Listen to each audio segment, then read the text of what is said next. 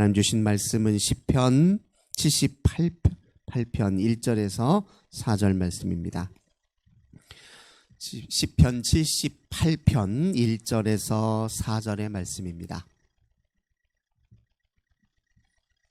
78편 1절에서 4절의 말씀, 우리 한 목소리로 함께 봉독합니다. 내 백성이여, 내 율법을 들으며 내 입의 말에 귀를 기울일지어다. 내가 입을 열어 비유로 말하며 예로부터 감추어졌던 것을 드러내려 하니 이는 우리가 들어서 아는 바요 우리의 조상들이 우리에게 전한 바라. 우리가 이를 그들의 자손에게 숨기지 아니하고 여호와의 영예와 그의 능력과 그가 행하신 기이한 사적을 후대에 전하리로다. 아멘.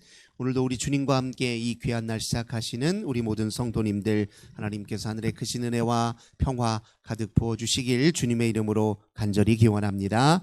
오늘 본문의 말씀을 통해서 주가 행하신 기이한 일, 이런 제목으로 함께 은혜 나누도록 하겠습니다. 우리 삶을 이렇게 곰곰이 되돌아보면 우리는 우리가 한 일보다 다른 사람이 우리를 대신해서 해준 일 때문에 살고 있음을 금세 확인하게 됩니다. 우리가 매일 먹는 밥도요, 우리 그냥 시장에서 장 받아가 요리해서 먹는 노력은 하지요. 하지만 우리가 먹는 음식 하나하나 다 우리가 만든 것은 아니잖아요. 누군가의 땀의 노력이죠. 땀의 결실입니다. 그것 우리 그냥 돈 주고 사다가 요리해서 먹는다는 뿐이죠. 요리도 우리 남성분들은 주로 하지 않잖아요. 여성분들이 주로 요리 다 하잖아요. 어디 그뿐입니까? 제가 지금 여기 입고 있는 옷, 이 옷도 전부 다 이건 그저 저 가서 돈 주고 골라서 샀을 뿐이지 이 옷 어느 하나 제가 만든 것 아니거든요. 솔직히 우리 삶을 돌아보면 내가 한 일보다 남이 날 대신해서 해준 일들이 훨씬 많아요. 그 모든 것들이 우리 삶을 지탱하는 것 아닙니까? 뭐 하나 다른 사람의 노력이 끼어있지 않은 게 없어요. 내 삶의 모든 영에. 그건 보면은 참 우리가 겸손해야 되고 감사해야 될 일들이 너무너무 많은 것 같아요. 궁극적으로 우리 하나님이 하시는 일 때문에 우리가 살지요. 우리 하나님이 우리를 어여삐 여기시고 불쌍히 여기시고 또 사랑으로 보시니 우리가 사는 것 아니겠습니까? 인생이 깊어지고 신앙이 깊어지면 하나님이 행하신 기이한 일들이 얼마나 많은지 더 잘 알게 되고 그걸 인정하고 찬송할 수밖에 없는 것 같습니다. 신앙이라고 하는 것은 사실 하나님이 우리에게 행하신 그 모든 일들을 헤아려 알고 또 인정하고 찬송하고 또 감사하고 그에 응답하는 것이 곧 신앙이거든요. 그래서 그런 의미에서 보면 오늘 시편 기자가 하나님이 행하신 그 기이한 사적을 후대에 전하리로다 하는 말이 갖고 있는 의미가 얼마나 값진 것인지 다시 한번 헤아리게 됩니다. 오늘 시편 기자가 하나님 말씀으로 이렇게 1절에서 이야기하죠. 내 백성이여. 이거 하나님이 우리를 향해 가르치는 말이거든요. 동시에 이 시편 기자가 자기 동료들을 향해 가르치는 말이에요. 우리 모두는 다 하나님의 백성이잖아요. 하나님이 우리를 백성 삼아 주시기 위해서 하시는 일들이 얼마나 위대한 일입니까? 이스라엘의 역사뿐만이 아니라 또 우리 하나님께서 예수 그리스도를 통해서, 즉 하나님이신 그분이 사람의 몸을 입고 우리 가운데 오셔서 보여주신 그 놀라운 구원의 은총이 아니면 우리가 어떻게 오늘 하나님의 백성으로 또 하나님의 자녀로 스스로를 자처할 수 있습니까? 우리가 그 일에 있어서 무슨 노력을 했고 또 어떤 대단한 일을 했습니까? 하나님이 우리에게 베푸신 순전한 은혜와 그 사랑의 덕분으로 우리가 주의 백성이 된 것이잖아요. 하나님 말씀도 마찬가지입니다. 율법도, 우리 주님의 율법이 어디 하나님 좋자고 하는 일입니까? 사실 다 우리를 위해서 주신 율법이에요.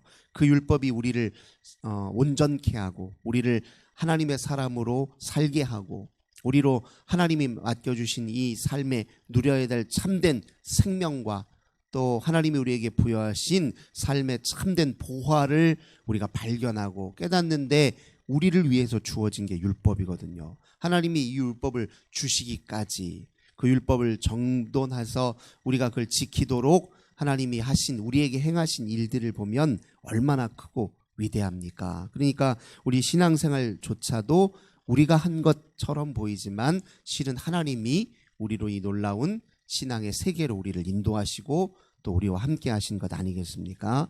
그런 의미에서 오늘 시편 기자는 그렇게 하나님이 행하신 놀라운 일들을 우리가 후세에 전하고 다른 사람에게 전하는 일이 우리의 마땅히 주어진 일이다, 이렇게 이야기하고 있습니다. 특별히 우리가 이 후세대 다른 사람에게 전해야 될 이유에 대해서 5절, 6절, 7절, 8절에서 밝히고 있어요.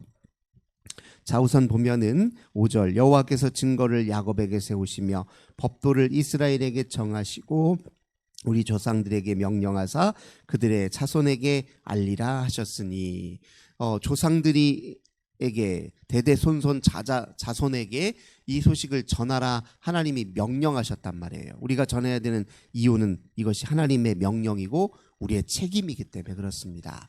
하나님이 행하신 일, 그 은혜를 함께 누리는 일은, 또 전하는 일은, 전수하는 일은 하나님이 우리에게 명하신 일이고 우리에게 주어진 사명과 책임입니다. 두 번째 7절 보니까 그들로 그들의 소망을 하나님께 두며 하나님께서 행하신 일을 잊지 아니하고 오직 그의 계명을 지켜서, 우리 후세대들도 자기 삶의 최종 소망을 하나님께 두며 살도록 이끌기 위해서 주님이 행하신 일을 전하라, 이렇게 말하고 있습니다. 그 일을 잊지 않아야, 하나님이 행하신 일 잊지 않아야 하나님이 우리에게 주신 진리의 말씀, 계명의 말씀을 후세대도 지킨다는 거예요. 그러니까 우리가 잘 보시면 처음에 하나님 말씀, 율법이 우리에게 주어질 때 하나님이 이스라엘 백성들에게 뭘 경험하게 하셨습니까? 애굽에 노예로 살던 그들을 애굽으로부터 해방시키셨잖아요. 그 구원의 은총을 먼저 경험하게 하셨습니다. 광야에서 만나와 메추리라기를 먹도록 하나님이 은혜를 주셨어요. 은혜 경험이 있고 나서, 그리고 나서 하나님이 율법을 주셨거든요. 마찬가지로 우리 후세대들 다른 사람에게도 하나님이 우리에게 베푸신 그 은혜가 얼마나 큰지를 전할 수 있어야, 있는 그대로 잘 전해야 그들에게 주어진 그 계명도, 그러므로 우리가 하나님의 계명을 지켜야 되는 일이 마땅하구나, 이렇게 인식할 수 있다는 것이죠.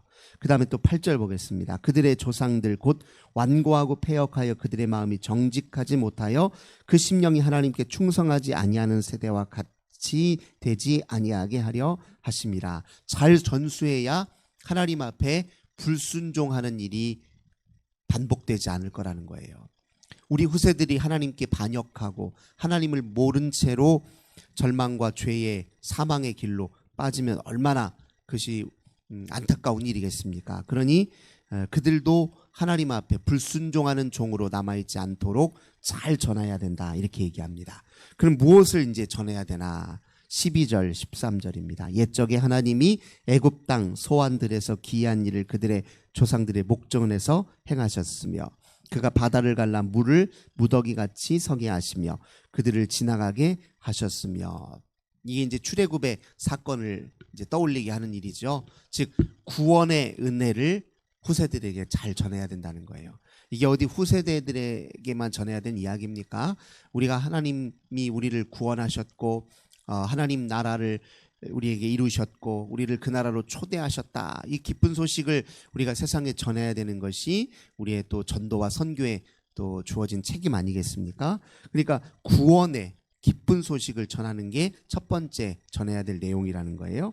그 다음에 14절, 낮에는 구름으로 밤에는 불빛으로 인도하셨으며, 이것도 뭘 뜻합니까? 이거 하나님께서 우리를 지켜주신다, 이런 의미잖아요. 늘 우리를 지켜주시는 분이 하나님이시다. 하나님께서 우리 생명을 보존하시기 위해서 밤낮으로 일하신다. 이 세계에 주어져 있는 모든 이 자연 만물은 하나님이 우리를 살리시고 또 우리가 이 터전에서 마음껏 우리에게 주어진 생명을 누리고 향유하도록 하나님께서 우리에게 베푸신 선물이다. 이거를 또 깨닫도록 전하라는 것입니다. 그 다음에 15절, 광야에서 반석을 쪼개시고 매우 깊은 곳에서 나오는 물처럼 흡족하게 마시게 하셨으니, 우리를 풍요케 하시는 분이라는 거예요. 하나님은 우리를 번영하라, 우리에게 번영하라, 땅을 다스리라고 명하신 게 아니라 번영하라 우리에게 말씀하셨거든요. 이 땅에서 우리의 삶의 가능성들, 우리에게 주어진 잠재력, 하나님이 우리에게 주신 모든 은사들이 아름답게 꽃을 피우고 열매 맺도록 그렇게 풍요하고 번영하는 삶을 살도록 우리를 이끌어 주시는 분이 하나님이다, 이렇게 표현합니다. 그게 물이 흘러 넘치는 이 시적 표현이 그 풍요한 삶, 번영하는 삶을 상징하는 표현들이에요. 이것이 우리 하나님께서 하신 일이라는 거죠. 그 다음에 21절 건너뛰겠습니다. 그러므로 하나님께서 듣고 노하셨으며 야곱에게 불같이 노하셨고 또한 이스라엘에게 진노가 불타올랐으니 이는 하나님을 믿지 아니하며 그의 구원을 의지하지 아니한 때문이로다. 또 전해야 될 중요한 내용 중에 하나가 무엇이냐면 이스라엘의 역사 중에는 하나님의 은택의 역사도 있지만 은혜의 역사도 있지만 하나님을 배신한 이스라엘의 배신의 역사도 또한 있어요. 그러니까 실패했고 그걸 어떻게 하나님이 바로잡기 위해서 또 백성들에게 때로 심판도 내리시고 그들을 교훈하셨는지에 대한 이야기도 같이 전해야 된다고 이야기하고 있습니다. 그러니까 하나님이 우리에게 행하신 일들 가운데는 지켜주시고 보호하시고 풍요케 하시는 은혜도 있지만 우리를 깨닫게 하셔서 주의 백성으로 바로 서도록 이끄시는 교훈의 역사도 있다는 것이죠. 우리의 배반의 역사도 있고요. 그렇지만 우리 하나님은 어떤 분이십니까? 용서하시는 분이에요. 결국 심판의 궁극적 목적은 우리를 바로잡으시고 우리를 무한히 용서하셔서 우리를 새롭게 하시는데 그 목적이 있잖아요. 심판은 멸절과 또 멸망이 목적이 아닙니다. 하나님의 심판은 그랬던 적이 한 번도 없어요. 하나님의 심판은 우리를 바로잡는, 그리고 하나님의 긍휼하심과 또 자비하심을 드러내는 게 궁극적인 목적입니다. 그래서 35절 하나님의 이 놀라우신 은혜를 이렇게 또 시편 기자가 정리해요. 35절 하나님이 그들의 반석이시며 지존하신 하나님이 그들의 구속자이심을 기억하였도다. 우리가 하나님을 노래하고 소개할 때 하나님은 우리의 반석이라는 거예요. 삶의 우리의 토대라는 거죠. 흔들림 없는 견고한 바위처럼 우리를 지탱해 주시는 분이고 우리가 영원히 이 땅에서 꺼지는 그런 삶의 큰 구렁텅이에 빠져서 그렇게 헤매이는 존재가 아니라 하나님의 든든한 반석 위에 세워져 있는 존재라는 것. 그리고 우리 하나님은, 그렇게 지키신 하나님은 지존하신 분이라는 거예요. 세상에 하나님보다 존귀하신 분이 없고 하나님보다 높으신 분이 없다는 사실을 기억하도록, 그리고 하나님은 구원하시는 하나님 분임을 기억하도록 그렇게 전하고 있습니다. 마지막으로 또 하나님에 관해서 무엇을 전해야 되느냐? 우리 이제 38절 39절입니다.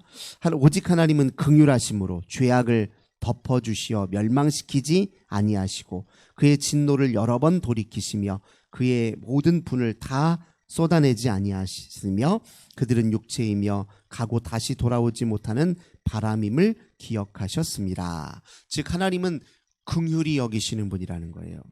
우리를 무한히 용서하시는 분이라는 겁니다. 동시에 우리의 유한함을 잘 아시는 분이라는 거예요. 우리가 얼마나 나약한지, 작은 일에 흔들리고 작은 일에 넘어지기 쉬운 존재인지를 하나님 우리 다 아시어서 그런 우리 존재를 아주 섬세하고 또 따뜻하게 또 사랑으로 그렇게 지켜주신다는 걸 기억하라는 거예요. 마지막입니다. 54절 55절 그들을 그의 성소의 영역 곧 그의 오른손으로 만드신 산으로 인도하시고 또 나라를 그들의 앞에서 쫓아내시며 줄을 쳐서 그들의 소유를 분배하시고 이스라엘의 지파들이 그들의 장막에 살게 하셨도다. 이건 뭘 뜻합니까?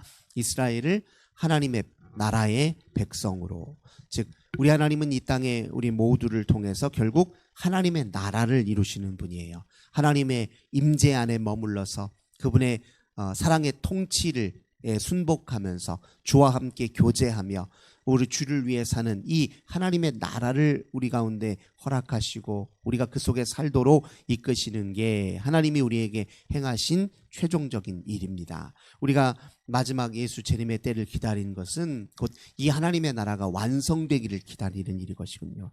하나님이 이렇게 우리에게 베푸신 일들을 지금까지 묘사한 이것들을 우리가 후세에 전하고 다음 세대에 전하고 다른 사람에게 전하는 것이 곧 우리에게 주어진 책임이라는 것입니다.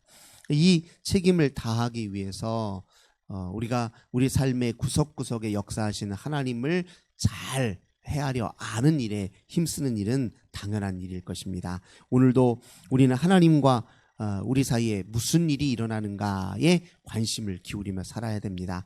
세상살이에 힘쓰는 것도 중요하지만 하나님이 우리 가운데 어떻게 역사하시고 일하시는지 이걸 알아차리고 깨닫는 일도 그게 더 우선적이고 중요한 일이겠죠.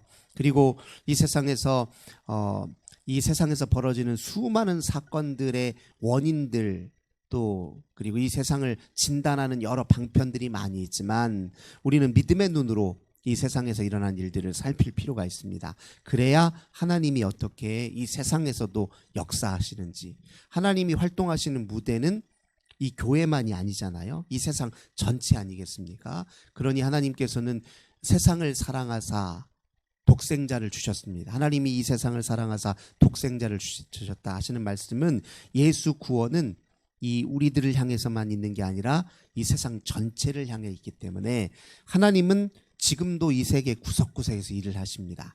하나님의 일하심과 역사하심을 우리가 잘 헤아려 아는 것도 오늘 우리가 살아가는 중요한 삶의 또 사명이고 또 해야 될 일이다. 이렇게 마음에서 또 새기시는 오늘이 되시기를 바라겠습니다. 오늘 우리가 하나님과 함께했던 이 삶의 여정은 또 이후 세대에게 전수할 또 좋은 하나님의 기이한 행적의 일부가 될 것입니다. 오늘 우리가 어떻게 행하는 모든 일들은 다음 세대에 다시 전수되고 기억될 또 하나님의 역사가 된다. 그렇게 믿으시고 오늘 하루도 주와 함께 승리하는 복된 날 되시길 주님의 이름으로 간절히 기원합니다.